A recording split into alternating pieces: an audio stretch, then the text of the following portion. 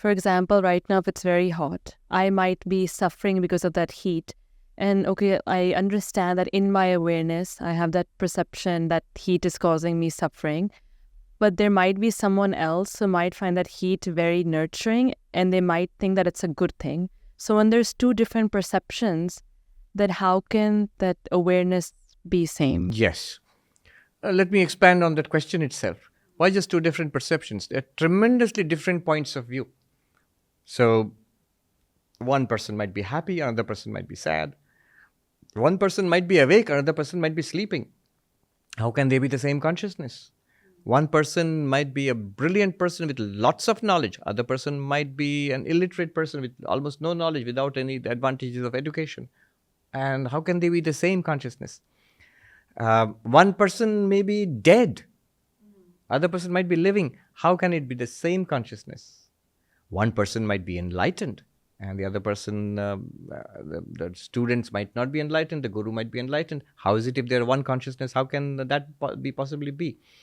All these are questions which are matters of debate between Sankhya and Vedanta. They are all ancient questions. And the answers are pretty good. These differences which you are pointing out are in the body-mind level.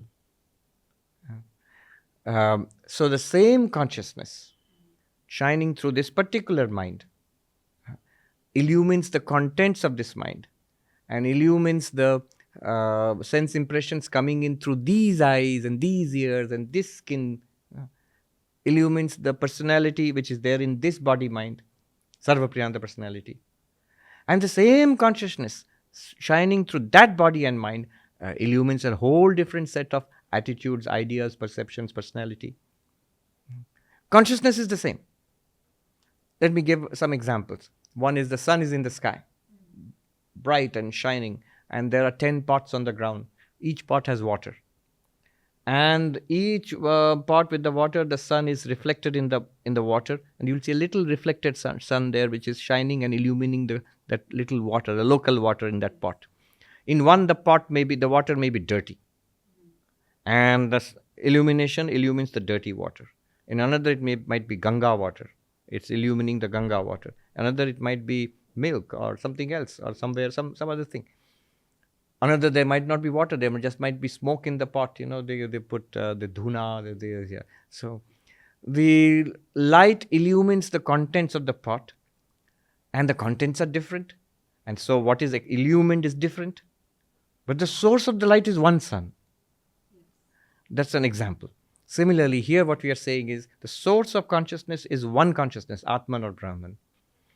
As captured and used and illuminating various bodies and minds, you will give rise to various experiences. The same consciousness illuminating this person who's sweating and hot and will feel, and the mind in this body will feel, oh, it's so hot, it's incredibly hot. And the same consciousness shining in another body-mind where the attitude is different in that mind, the feeling will arise, hey, this is great.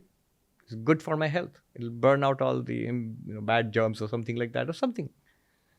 Those reactions are in the mind. One might say, I can go, knowledge, for example. A question might be, if we are all one consciousness, just as I know the contents of this mind, why don't I know the contents of everybody's mind? I should be aware of everybody's mind. But I'm not.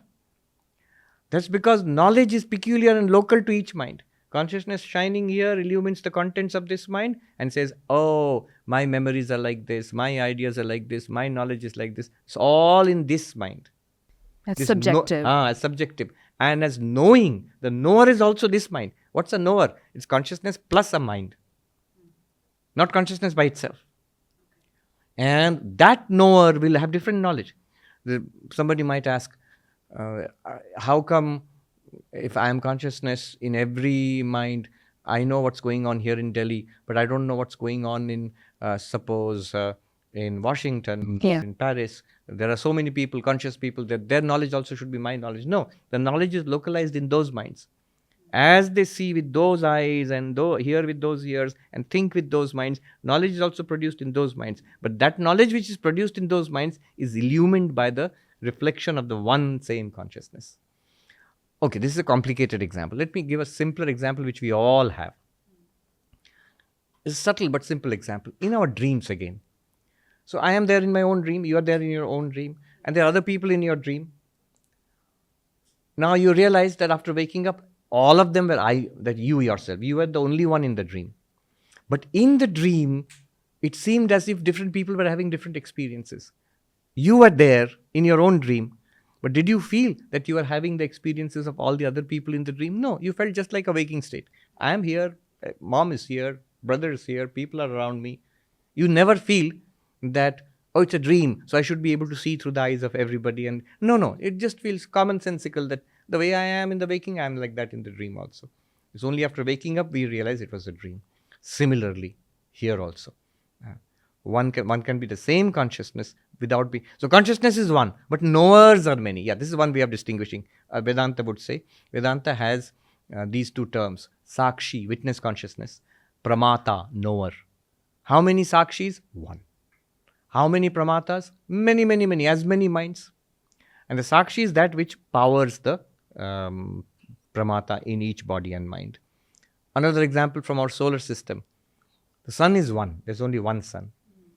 But there are many moons, There's one moon for Earth, but other planets also have moons. Some have multiple moons. Sun, one sunlight. How many moonlights? As many moons, Many. so many moonlights. One appearing as many. One sun, and they're all the moonlights are one sunlight actually. Our moon borrows its light from the sun, but Saturn's moons also, Jupiter's moons also, they all borrow their light from the same sun. It's the same light, but it appears in different parts of the solar system, and each one will have its own name and separate focus.